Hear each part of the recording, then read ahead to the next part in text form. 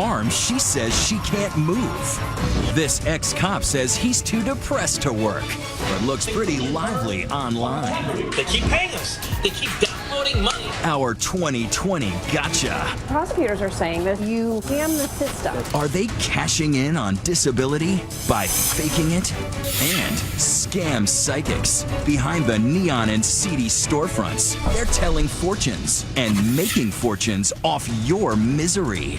Why do people fall for it? I was completely sucked in. Fortune sellers. Plus, Kobe Bryant, Sharon Osbourne, Oprah. The stars who give handouts. Nobody needs anything less than $50,000. And their relatives who take them. Like Oprah's ex-stepmom. You're a billionaire and this is what you do? Gimme, gimme. And when the IRS comes calling, who's mooching who? I felt like a cheap whore. The audit, he says, ended with a very special return. She immediately came over, got on top of me, and started tearing my shirt off. Tonight, All right, let's get it.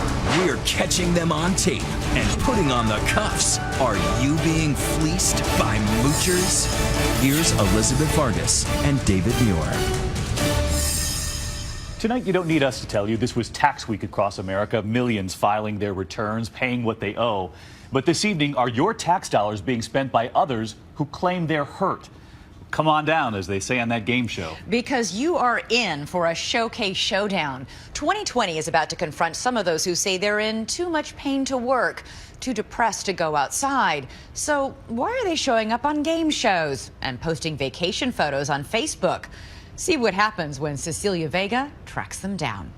The Price is Right! Say you're in the audience of The Price is Right and you hear those three famous words. Oh, come on now! You do what the man tells you, fast, like this woman, Kathy Cashwell.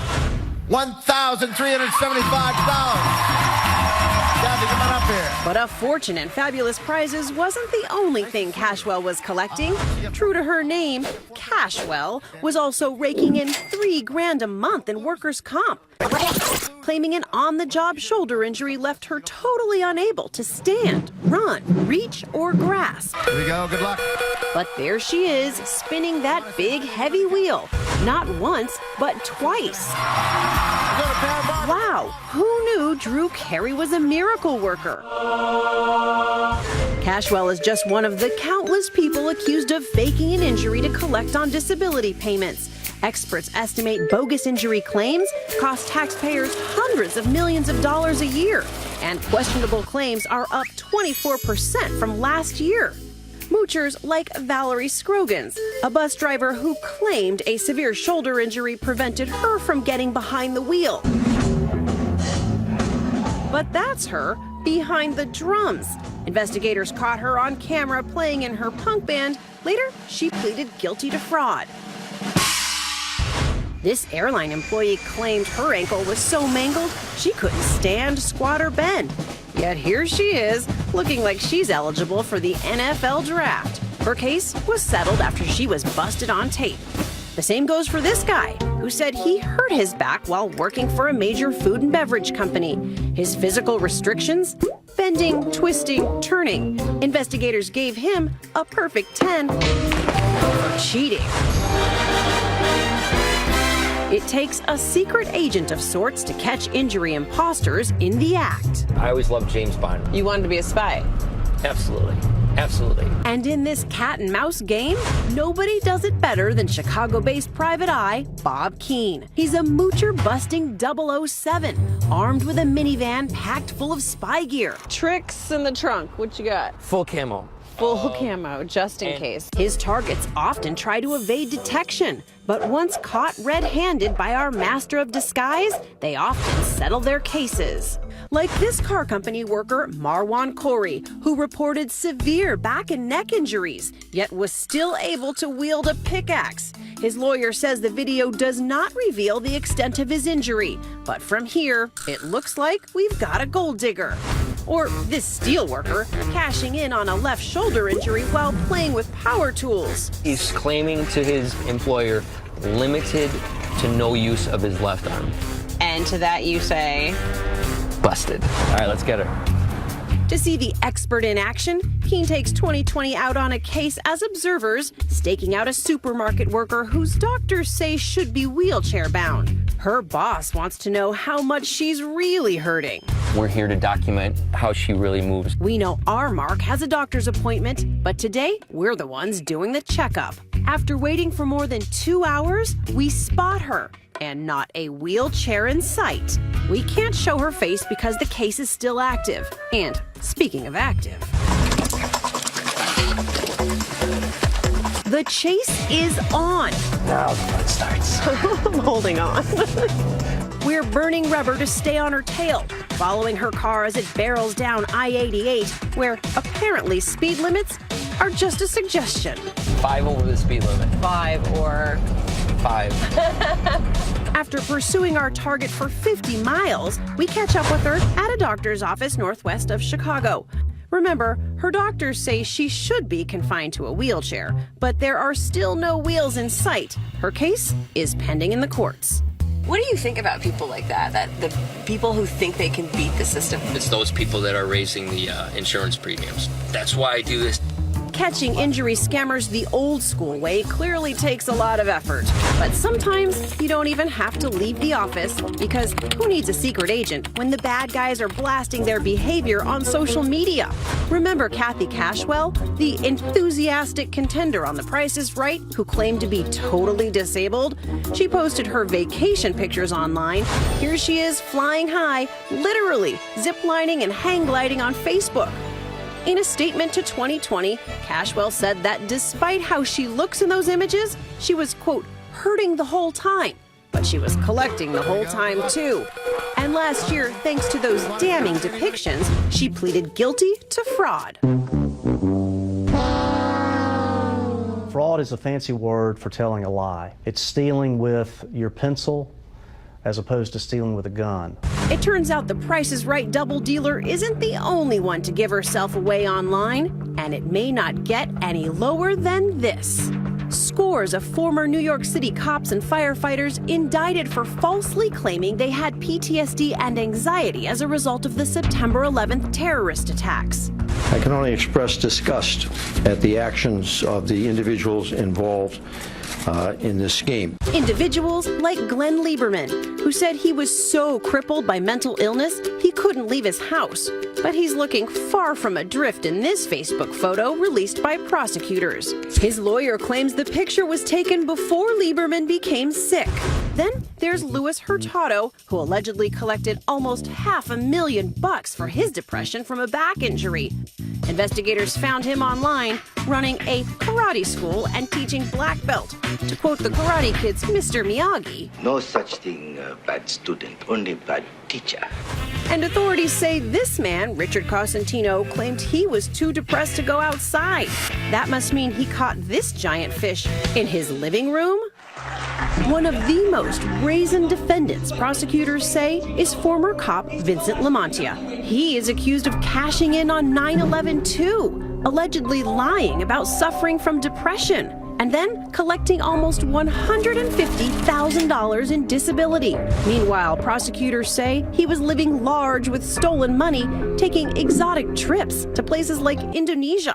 And despite claiming he was too ill to work, Lamontia bragged online about the cash he was pulling in at his new job at an energy company. They keep paying us. They keep downloading money every single week. We're getting emails that say, congratulations, you have money. Hey, I'm Cecilia Vega from 2020. We wanted to ask Lamontia about his seemingly remarkable recovery. And the prosecutors are saying that essentially you're a cop who scammed the system. I'm not a cop. You were a cop at one point. Why don't you give me a quick comment and then we'll get out of your hair. I really can't. You know, they say that My hair is long, you're in it. you claim to be so mentally ill that you couldn't work, and yet you were still working on the side, basically defrauding the system. I can't hear the phone. Lamontia and the other defendants in the case all pleaded not guilty, despite the many who have been busted trying to cash in after claiming to be hurt. There are thousands more willing to give this well-worn scheme a shot. What do you have to do in order to pull this off? The best way and only way of beating the system is completely staying in your house, not leaving for 3 to 5 years. Because anything you do outside of that, and we're there, we're gonna get it. So, what's the craziest story you've ever told to get out of work? We're live tweeting throughout tonight's show, so let us know. We promise we won't tell anybody. Use the hashtag ABC2020. When we come back here tonight, the fortune tellers who see a fortune in your pocket, but you're about to see them caught on tape, the 2020 sting, when we come back. Next, I was completely gullible. he got dealt the fool card, taken in by a fortune teller, mooching off his misery and his mother's life savings. $950,000. It's my retirement. It's gone. But 2020's about to trade her crystal ball for handcuffs. Moochers coming up. Well, get ready for another takedown now, because we all know someone who's lost a job, a home, a loved one, and who makes money off of them? Well, often the fortune tellers, some who say they can look into their crystal ball and see a brighter future for you. But are those psychics really out to make their own money at any cost? 2020 is right there as their own fortunes change. Here's John Quinones. The first time I went in there, it ran me $40. About a month after, she asked for about $30,000. How much money did you give her? $27,000. $950,000. The amount of money that we're talking about is astronomical. Bob Nygaard is a former New York cop turned private investigator with a peculiar niche. He's obsessed with helping people who say they've been conned by psychics, a group much larger than anyone wants to admit. Lawyers, professional athletes, college professors, people call me from all walks of life. This sounds outlandish. Why do people fall for it? People are going through a very difficult time in their life, and they're very vulnerable. I would like to think that being an intelligent human being, that this could have never happened to me, and it did. Deborah Saulfield was in a bad place. She'd lost her job, she'd lost her boyfriend, and was on the verge of just losing it, period. My heart was pounding out of my chest. Deborah needed help, but instead of going to a therapist, a minister, or even a yogi, she found herself going here, a storefront office for several psychics in New York City. The psychic she saw was named Sylvia Mitchell, 39-year-old mystic from Mystic, Connecticut. Charming? Very charming, very comforting, very pretty, dressed nicely. Deborah selects from the psychic's menu and ponies up $75. They tell you that they know that they can help you, but they have to do a deeper reading. Deeper meaning the next amount is $1,000. They would meet only 3 times, but Mitchell tells Deborah that the root of her problem is that she's too attached to money. The psychic is more than happy to try and break that attachment. As an exercise in trust, the fortune teller wants Deborah to write out a check for $27,000. It's to be held and then returned at a later date, or so she's told. When she says, give me $27,000, didn't the light go on? Being in a very vulnerable place, I acquiesced. You wrote the check. Made a huge mistake. She's not the only one to make a mistake. The psychic industry estimated to bring in about $2 to $3 billion. Billion with a big. And the PI says that some of those rundown psychic storefronts with the old woman sitting behind dingy curtains are actually cash cows. They don't look like much from the outside. The same people that you see that are shabbily dressed sitting in a little storefront are the same people that when I track them and follow them, they're living in $1 million house on the Intercoastal in Florida. And they're driving around in a Maserati or a Lamborghini or a Ferrari. And that makes Nygaard a busy man. We're following him as he crisscrosses the country working cases in Florida, California, and New York simultaneously. The stories are sensational, the dollar figures staggering. Take the case of actor Brian James, currently starring on Hollywood's Walk of Shame. 2 years ago, Brian was driving by this psychic shop in the Valley. He was searching for answers about a romantic interest and decided to stop in. I was completely gullible. I was completely sucked in.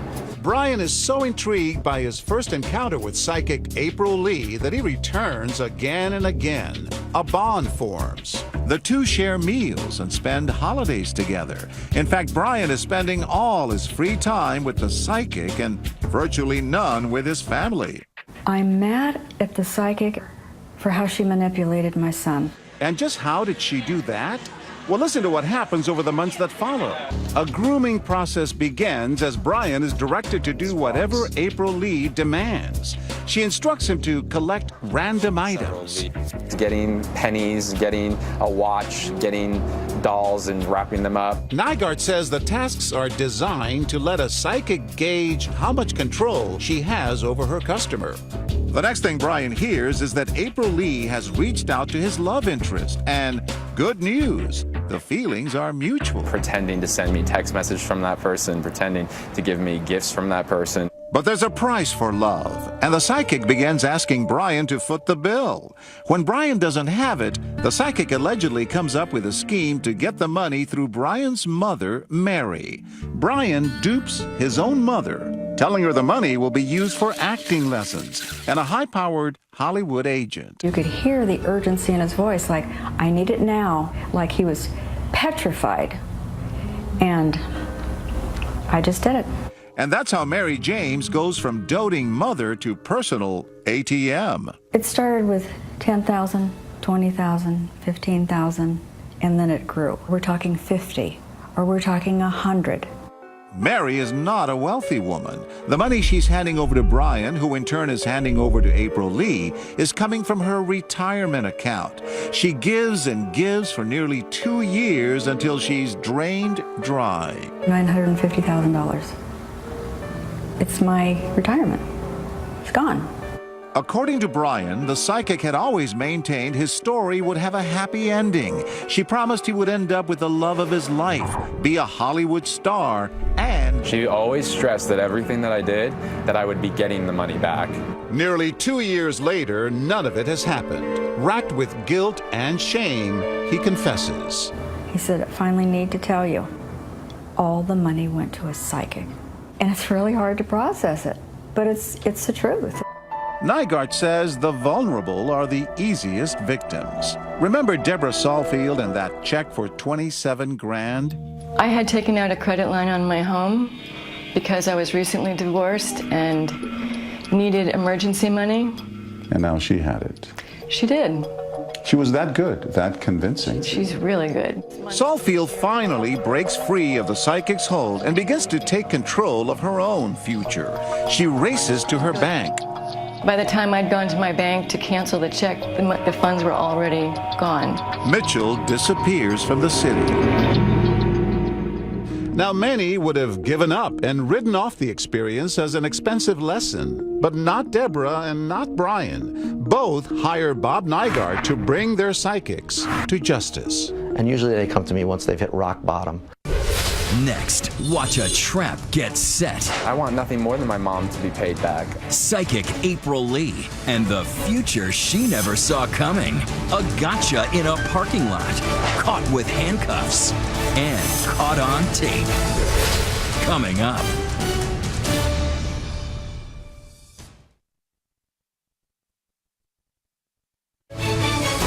'2020 continues. Once again, John Quinones.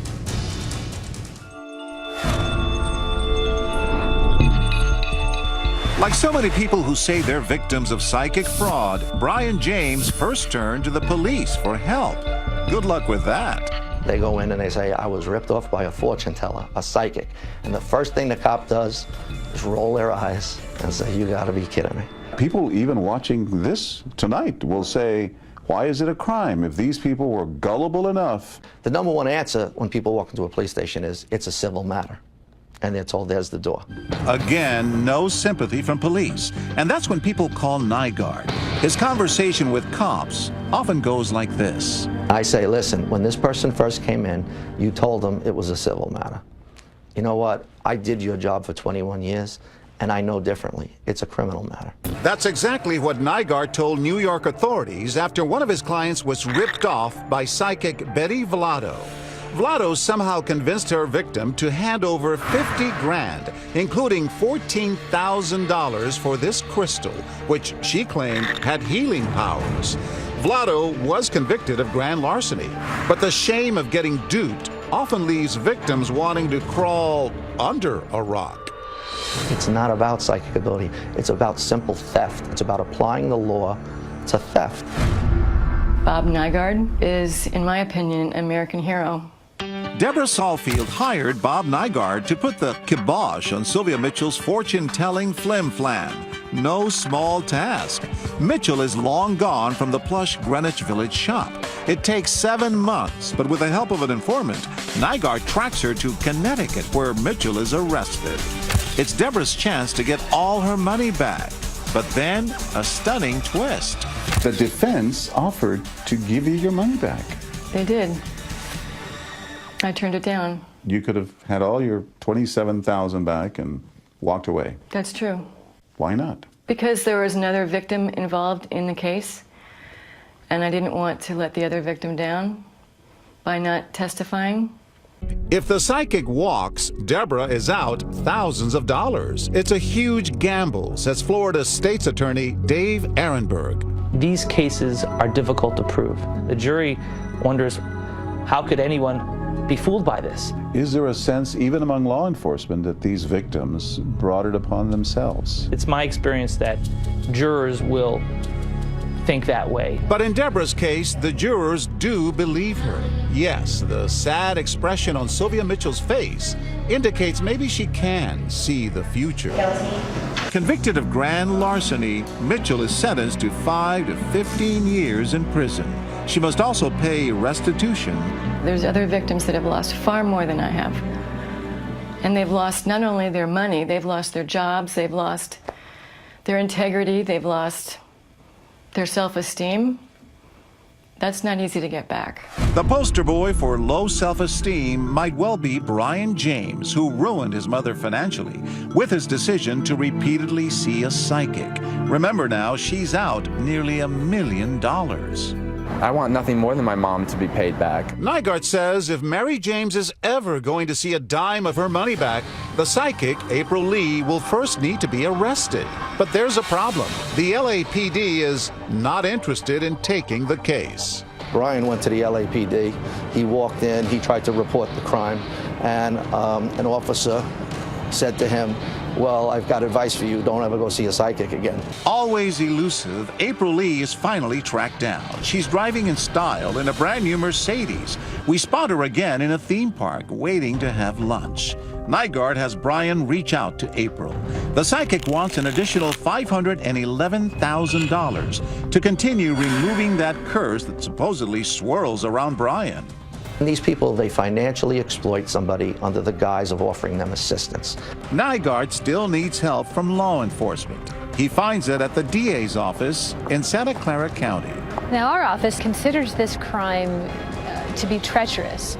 It's time to play Sting the Psychic. The operation will be spearheaded by veteran investigator Dennis Brookins. My job as a criminal investigator is to help victims.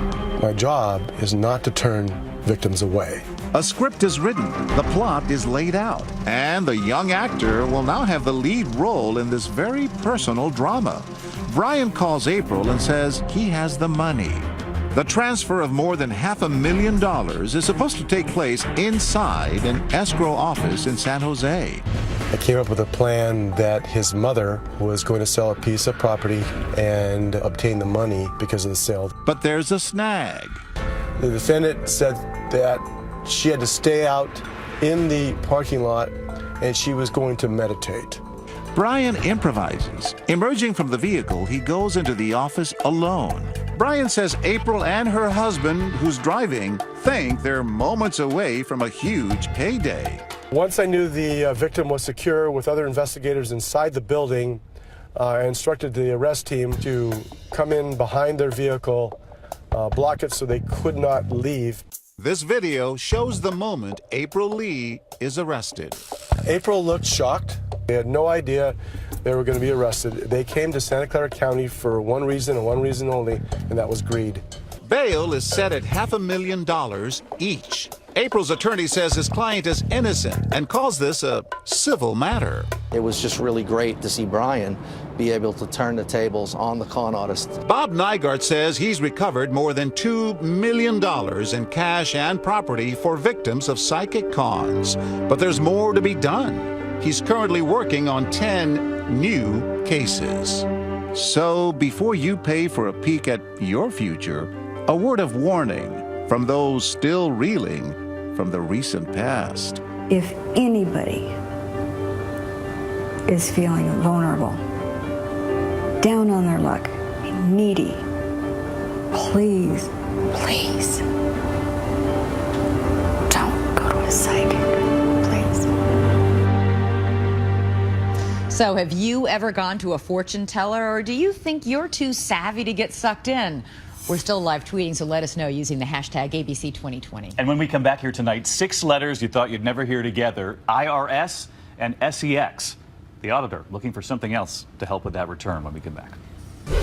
Next. I felt like a cheap whore. An audit he'll never forget. We finished removing my clothes, removed her clothes, things happened. But who mooched with the first move? Coming up.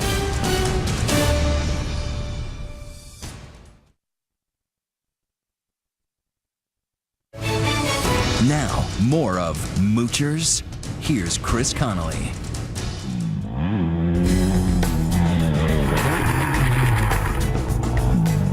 Riding through the rural Oregon landscape. Looks exhilarating, doesn't it?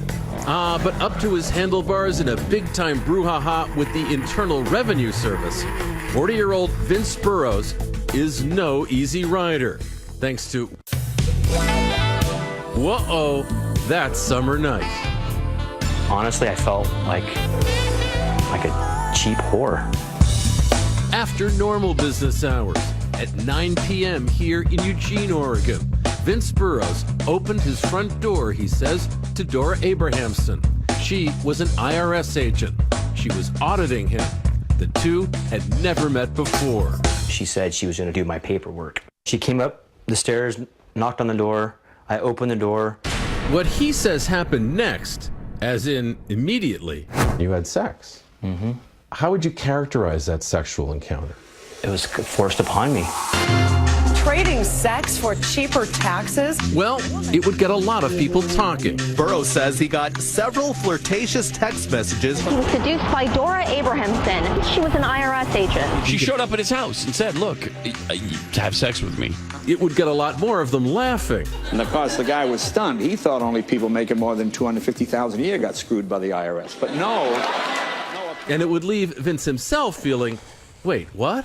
A stress case. I just feel like I want to cry right now, but I'm trying not to. Not long ago, Vince says, he was making good money as a local contractor until the economy hit the skids. Vince got behind on his taxes, $20,000 worth, he figured. When the call came from the IRS, he says it was Dora on the line. She goes, well, wait a minute, I think I know you. I go, okay, how do you know me? She goes, do you race motorcycles? Funny she should ask. In fact, he had won a few races locally. Vince says she knew who he was, but when she texted him this selfie, Vince didn't recognize her. Yeah, she goes, well, you're really lucky that I got your audit. But it's like to hear the word audit from the IRS. I started shaking immediately. My heart rate went up. I just tried to cooperate with them as much as I could. That meant digging out bank records. Vince could kill an elk with a bow and arrow. Tracking down receipts? Yeah, not so much. Good news, says Vince, was that Dora seemed most eager to help out. She was sending me texts. Some of them made me feel like I am lucky that she's got my audit because she's going to help me. And then some of them made me feel like I think this girl wants something else. I need a hug bad. Do you have one? You are my secret project. How does that feel? Exclamation point. Vince's lawyer showed a document featuring friendly-sounding texts. Vince says they were sent by Dora. I will be there if you text me your address. Oh boy, I got a small surprise. You want a massage? I can put you to sleep. So, what about Vince's texts to her? And where are your texts? On a cell phone in my attorney's office. There were very few texts from him, and whatever there were from him had been erased. Oh, really? Sounds like a few of these texts were responses to something. When she was texting me all this sexual stuff, I did not want to act like I wasn't interested as far as her auditing me. So you never told her, I'd like you to stop with this sexual stuff? I didn't. A week or so after the audit began, Vince hadn't gotten the papers he needed together yet. He says Dora asked about stopping by to give him a hand. And then, well, we asked Vince to reenact what he claims took place. And she just pushed me back, and I kind of went back and I landed like that, and she immediately came over, got on top of me, started kissing on me. Then she leaned up and started tearing my shirt off. She took me by the arm, she looked back a couple times and smiled at me, this seductive smile, I guess you could say. The rest really should come with its own bow chicka wow soundtrack. What happened when she brought you in here? She put her foot up here like this, spun, flopped down the bed, and pulled me on top of her. And she was kissing me, and then she rolled over on top of me. We finished removing my clothes, removed her clothes, and things happened. You think Dora Abrahamson might remember things differently? So did we. But she declined our offer to come on camera and give her side. Do you have any regrets? I regret not calling her boss, because she's taken something from me that I'll never get back. What's that? Self-respect. Did we mention that Vince had a longtime girlfriend? Yeah, about that. She's moved out. I don't know what's going to happen with the relationship. I love her so much, and I just hope she can understand. A few days after their encounter, Vince says he got another call from Dora. She was stepping down from his audit. Conflict of interest, he says she explained. When the new IRS agent said Vince owed some $69,000, well... Somebody has to be accountable for what the IRS does, because they are unaccountable. They run with no leash on. So Vince took legal action, and even though at one point he says she'd texted him this sexy self-portrait, he now had more than Dora in his sights. I'm suing Dora Abrahamson and the United States of America for sexual coercion and the violation of the Privacy Act. It was the allegations about Dora that got all those headlines. In court papers, she denied them. David Moule has spoken to her briefly since that happened. What can you tell us about what her state of mind was? She felt that her name was being smeared. In some ways, she was sympathetic. She was crying. In fact, he's considering dropping Dora from the suit. So if Vince wins, citizens could be footing the bill for the messy afterglow. I imagine the taxpayers aren't going to be happy about paying any settlement. What do you think would constitute justice in this case? Justice would be served if the government would write out a check for $100,000. You know, some people are going to be thinking, he got a free one. Not only did he get a free one, he now wants the government to pay for the free one that he got. I guess they'd have to be in my shoes. Dora is no longer with the IRS and has now been dropped from the lawsuit. The lawsuit itself has also been dismissed, although Vince Burrows continues to appeal the ruling after all this time. He's not giving up. We'll be right back. Next.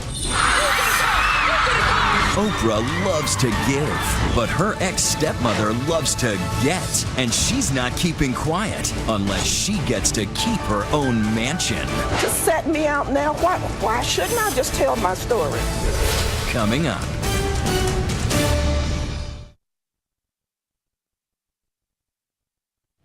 Oprah, Kobe Bryant, Sharon Osbourne, they're all rich and famous. And if you're thinking that must be nice, tonight here, the downside. The relatives who come out of the woodwork, the brothers, the uncles, the stepmothers, all wanting to turn their own family into personal ATMs. Chris Connolly tonight, following the money trail of the family Moochers. In pop culture, freeloading friends make for comedy magic. Sweet. Such as Seinfeld's Kramer. His whole life is a fantasy camp. Do nothing, fall ass backwards in the money, mooch food off your neighbors, and have sex without dating them. Not that there's anything wrong with that, but high-earning celebrities can get besieged in real life by gimme, gimme, gimme moochers, especially family. And they don't just ask for a fridge, they want the whole house. Just ask Oprah Winfrey. When I was making $22,000 a year, people always needed $50. Okay. Then when I moved to like $50,000 a year, everybody always needed $500. Now nobody needs anything less than $50,000. Who could forget this epic giveaway?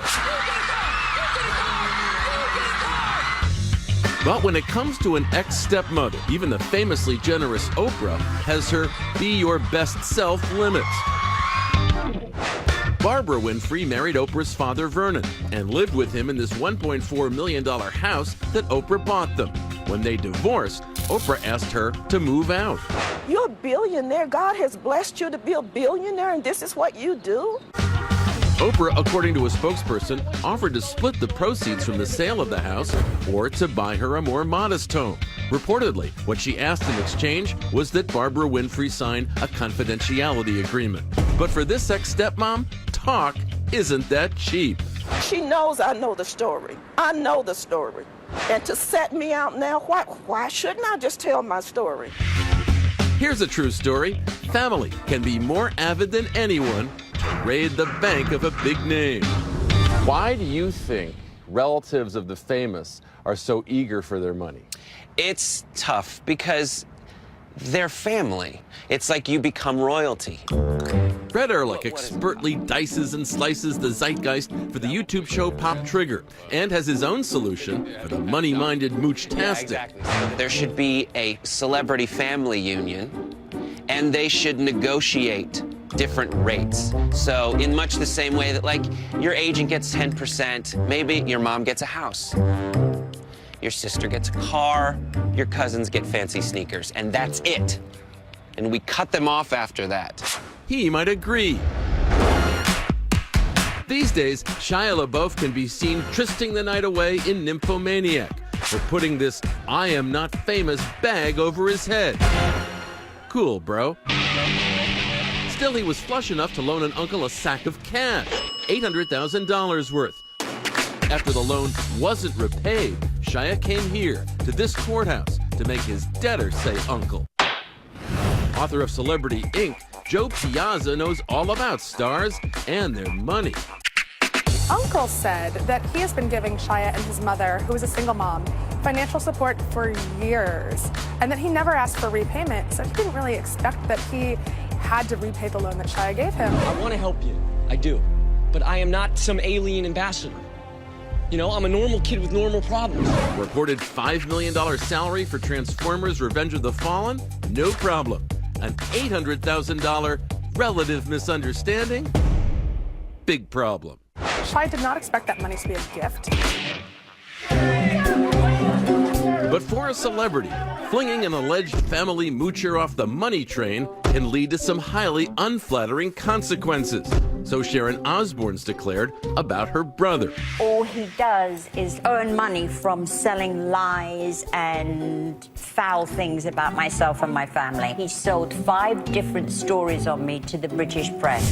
Why? Because the pair had a falling out after their father's death, and she pulled the financial plug after years of supporting her brother, whom we were unable to reach for comment. All I did was give him money. I employed him. I gave him whatever he wanted. Amends would imply that there's something to be mended. What you did can never be fixed. Fresh-faced and effortlessly glamorous, Gossip Girl Leighton Meester wanted to pay for her ill young brother's health care needs. Only